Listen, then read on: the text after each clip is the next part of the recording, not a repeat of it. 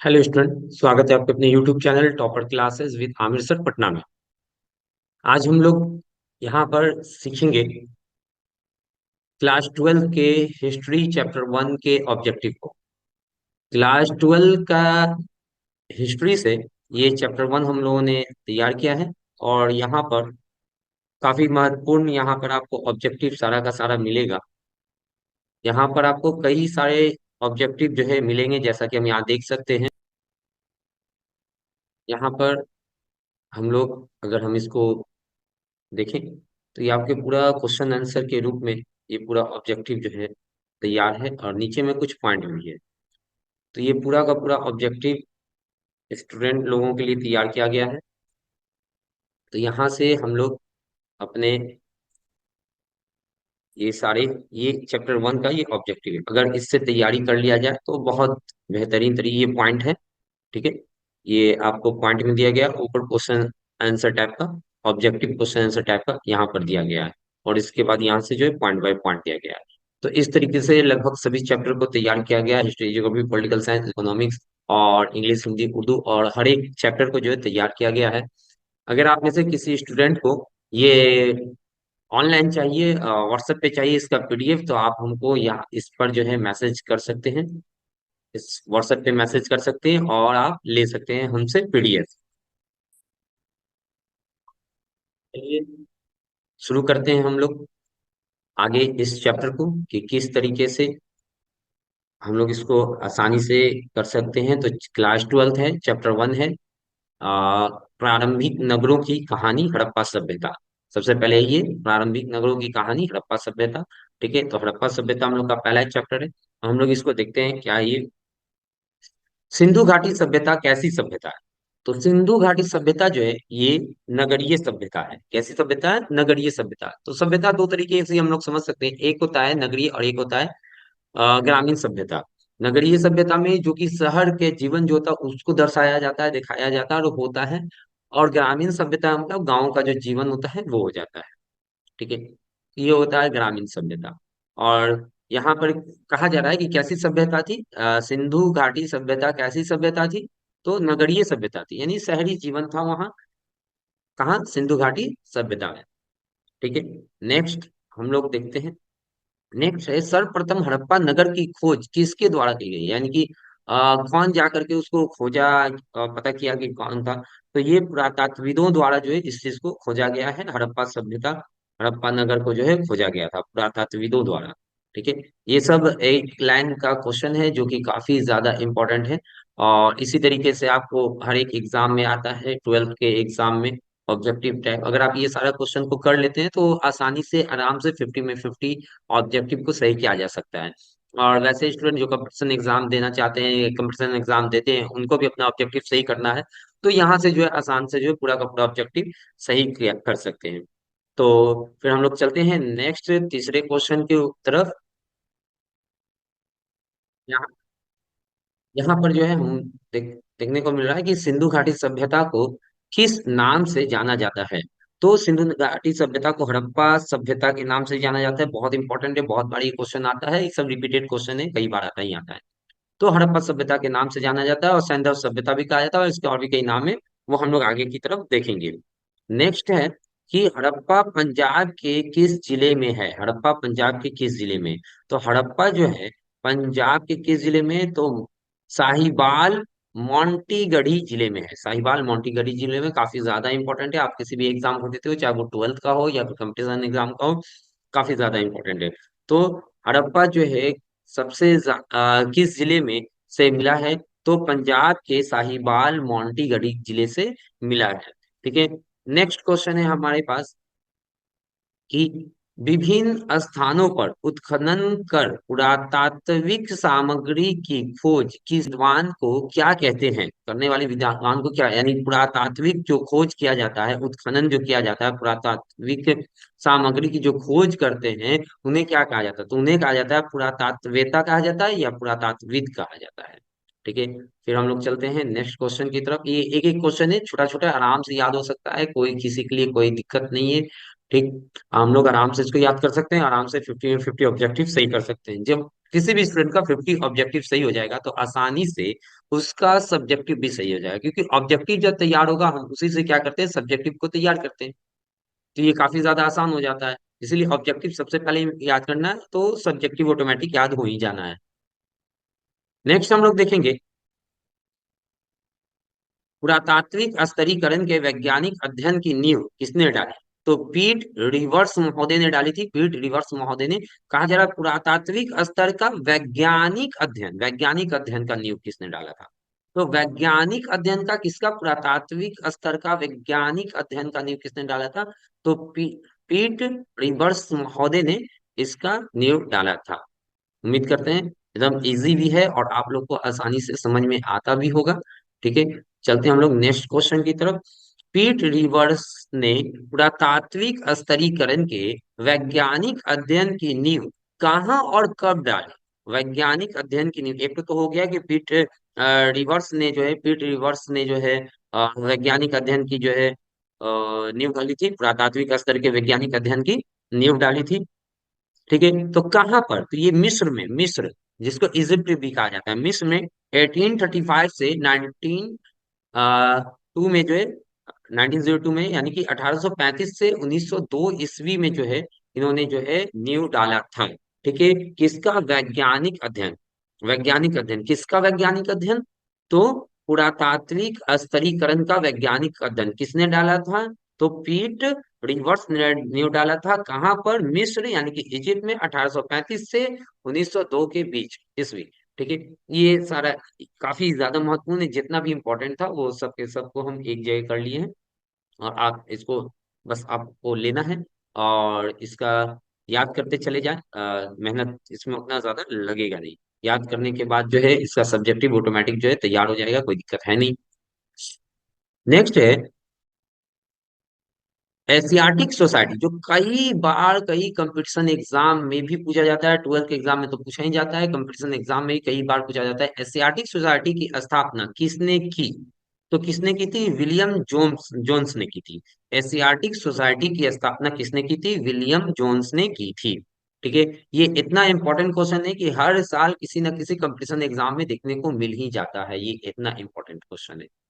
Next हम लोग देखते हैं विलियम जोन्स ने एशियाटिक सोसाइटी की स्थापना कब की थी। तो 15 जनवरी 1784, 1784 ईस्वी में जो है विलियम जोन्स ने एशियाटिक सोसाइटी की स्थापना की थी। अब ये कहा जा रहा है कि विलियम जोन्स ने एशियाटिक सोसाइटी की स्थापना कहाँ की थी।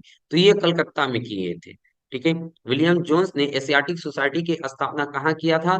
तो कलकत्ता में किया था। काफी ज्यादा एकदम आसान से याद कर किया जाने वाला क्वेश्चन सब है। ठीक है, एशियाटिक सोसाइटी की स्थापना किसने की थी, विलियम जोन्स ने की थी। कब की थी, 15 जनवरी 1784 को किया था। और कहाँ किया था, कलकत्ता में किया था। यही सब क्वेश्चन जो है, हर एक पॉइंट यही सब चीजें पूछा जाता है, कब हुआ था, कहाँ हुआ था, किसने किया था। ये तीन की जानकारी अगर मिल जाएगी तो एग्जाम हम लोग का 100% बहुत अच्छा चला जाएगा। ठीक है, नेक्स्ट चीज है, नेक्स्ट ऑब्जेक्टिव हम लोग देखते हैं। भारत में पुरातात्विक विभाग की स्थापना कब हुई। तो 1861, 1861 ईस्वी में, 1861 में भारत में पुरातात्विक विभाग की स्थापना की गई। नेक्स्ट, भारत में पुरातात्विक विभाग का डायरेक्टर किसे नियुक्त किया गया, काफी ज्यादा इंपॉर्टेंट है। कनिंघम जी को जो है, महोदय कनिंघम को जो है नियुक्त किया गया था। काफी इंपॉर्टेंट है, कई जगह पूछा गया जाता है, बार बार ये सब क्वेश्चन पूछा जाता है। भारत में पुरातात्विक विभाग का डायरेक्टर किसे नियुक्त किया गया। तो कनिंघम जी को जो है नियुक्त किया गया था। ये क्वेश्चन कई बार पूछा जाता है, लगभग हर एक साल पूछ ही लिया जाता है। ठीक है, फिर नेक्स्ट क्वेश्चन है, भारत में पुरातात्विक विषयक की खोज कराने का निश्चय कब किया गया था। तो 1872 में, 1872। नेक्स्ट, पुरातात्विक विषयक परियोजना का डायरेक्टर जनरल किसे नियुक्त किया गया था। तो ये भी है कनिंघम महोदय। कनिंघम महोदय, पुरातात्विक विषयक परियोजना का डायरेक्टर जनरल किसे नियुक्त किया गया था। तो कनिंघम महोदय। ठीक, कनिंघम महोदय का नाम बार बार रिपीट होगा, हर एक एग्जाम में लगभग रिपीट होता है। ठीक है, आता ही आता है। यहाँ से जो हम लोग इस सब चीज पॉइंट को जो बहुत अच्छे से देखते चलेंगे। हड़प्पा स्थल की खोज किसने की थी? बहुत ज्यादा इंपॉर्टेंट, वीवीआई। हड़प्पा स्थल की जो खोज है किन्होंने की थी? तो राय बहादुर दयाराम साहनी ने की थी। बहुत इंपॉर्टेंट क्वेश्चन है ये। हड़प्पा स्थल जो जगह है, उसकी खोज किसने की थी? तो राय बहादुर दयाराम साहनी जी ने किया था। नेक्स्ट क्वेश्चन है, सर्वप्रथम हड़प्पा टीले का उल्लेख उल्लेख किसने किया? सबसे पहले यहाँ पे कहा जा रहा, उल्लेख किसने किया? ठीक है। सर्वप्रथम हड़प्पा टीले का उल्लेख किसने किया? तो ये उल्लेख में आएगा चार्ल्स मैसन ने। चार्ल्स मैसन ने सबसे पहले हड़प्पा टीले का जो उल्लेख किया था। ठीक है। चार्ल्स मैसन द्वारा हड़प्पा टीले का उल्लेख कब किया गया था? तो 1826 में, 1826 ईस्वी में जो है चार्ल्स मैसन ने हड़प्पा टीले के बारे में जानकारी दे दी थी। ठीक। नेक्स्ट क्वेश्चन हम लोग देखते हैं। कराची से लाहौर तक रेल लाइन बिछाने के दौरान हुई खुदाई में पुरातात्विक अवशेष किसे किसे प्राप्त हुआ था? तो विलियम ब्रंटन और जॉन ब्रंटन को। किसको किसको? ठीक है, यानी कि कराची से लाहौर ट्रेन बिछाया जा रहा था। कराची से लाहौर तक जो है रेलवे लाइन जो है बिछाई जा रही थी, वहीं पर जो है खुदाई के दौरान जो है रेल का जो पटरी जो बिछ रहा था, रेल जो बिछ रहा था, तो उस समय जो है उस खुदाई में पुरातात्विक अवशेष जो प्राप्त हुए थे, हड़प्पा सिंधु घाटी सभ्यता जो कहा जाता है, तो उसके जो अवशेष, जो ईंटें वगैरह जो मिले थे वहां से, तो किनको मिले थे? तो विलियम ब्रंटन और जॉन ब्रंटन को प्राप्त हुए थे, मिले थे। ठीक है। नेक्स्ट क्वेश्चन है, कराची से लाहौर तक रेलवे लाइन बिछाने के दौरान हुई खुदाई में पुरातात्विक अवशेष कब प्राप्त हुए? तो 1856 में। ठीक है। जनरल कनिंघम को हड़प्पा पुरातत्वें कब प्राप्त हुई? ठीक है। इनको कब प्राप्त हुआ था? तो 1873 में जो है वहां से जो है कुछ वस्तुएं जो है प्राप्त हुई थी। नेक्स्ट क्वेश्चन है, हड़प्पा पुरावस्तुओं के आधार पर जो है लेख किसने और कब लिखा?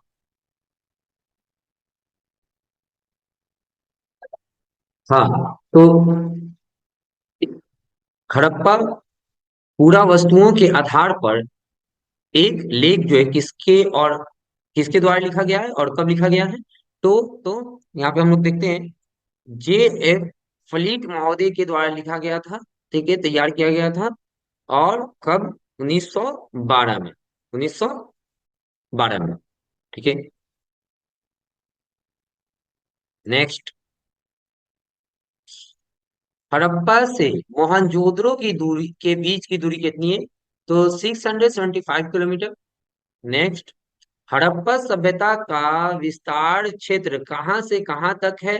ठीक है, तो ये काफी इंपॉर्टेंट है, कई बार पूछा जाता है, सब्जेक्टिव के लिए इंपॉर्टेंट है। तो इसका विस्तार क्षेत्र जो है, उत्तर में जम्मू कश्मीर के अखनूर से लेकर दक्षिण में नर्मदा नदी के तट तक। ये हो गया उत्तर से दक्षिण। एवं पश्चिम में बलूचिस्तान के मकरान तट से लेकर पूरब में मेरठ तक इसका क्या है? विस्तार है।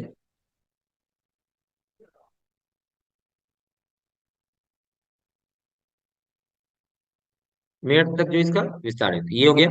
यानी पूरब पश्चिम उत्तर दक्षिण, ये टोटल हो गया। नेक्स्ट क्वेश्चन है, तिथि निर्धारण के वैज्ञानिक विधि को क्या कहा जाता है? कार्बन 14 पद्धति कहा जाता है।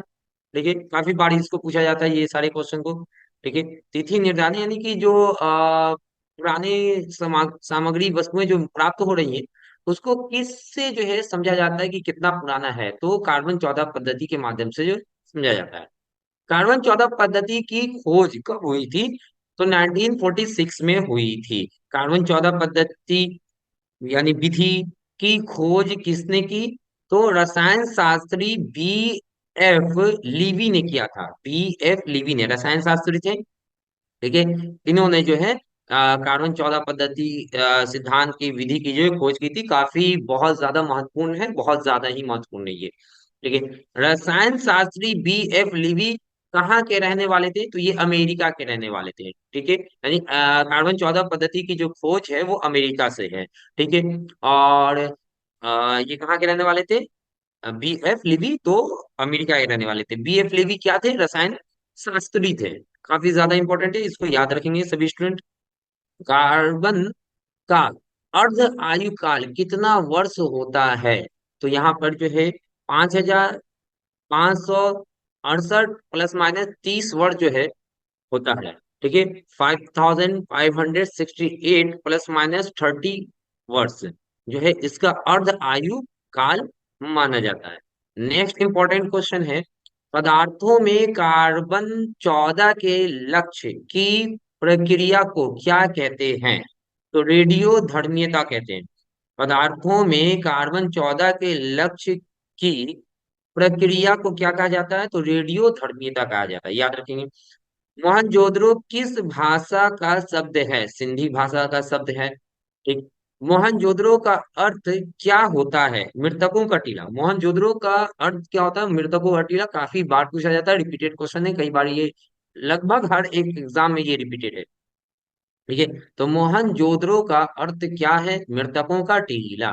ठीक है। मोहनजोदड़ो को कौन सा बाग कौन सा बाग कहा जाता है? सिंध का बाग कहा जाता है। मोहनजोदड़ो को सिंध का बाग कहा जाता है, याद रखें, काफी इंपॉर्टेंट है। मोहनजोदड़ो से चंद्रउदड़ो की दूरी कितनी है? 128 किलोमीटर। यहाँ पे ए हो गया, यहाँ पे के एम होगा, ये टाइपिंग में मिस्टेक है। Okay, kilometre. तो आगे इसी तरीके से है। तो फिलहाल इस वीडियो को हम यहीं पे रोक रहे हैं, मिलेंगे हम लोग नेक्स्ट वीडियो में, उससे जो है तो हम लोग उसके आगे जो है अच्छे से हम लोग तैयारी कर लेंगे। ओके, नेक्स्ट वीडियो में। या फिर जिसको जल्दी में अगर चाहिए पीडीएफ पूरा हर एक सब्जेक्ट का, तो हमारे इस नंबर पर जो है कांटेक्ट स्टूडेंट कर सकते हैं और व्हाट्सएप कर सकते हैं। व्हाट्सएप करके जो है यहाँ से जो जिस भी सब्जेक्ट का पीडीएफ चाहिए उनको पीडीएफ मिल जाएगा। कुछ छोटा ऐसा फी पेड करना होगा और व्हाट्सएप पे उसका पीडीएफ आपको मिल जाएगा। ठीक है, थैंक यू। मिलते हैं हम लोग नेक्स्ट वीडियो में। और दूसरे सब्जेक्ट के साथ भी हम लोग मिलेंगे, हर एक सब्जेक्ट का ये पूरा सीरीज होगा आप लोगों का। टाइम लग सकता है, आपको जल्दी चाहिए तो पीडीएफ ले लीजिएगा। ठीक। और हम लोग मिलेंगे नेक्स्ट वीडियो में। और कांटेक्ट व्हाट्सएप करना है तो इस पे हम लोग व्हाट्सएप कर सकते हैं। Thank you.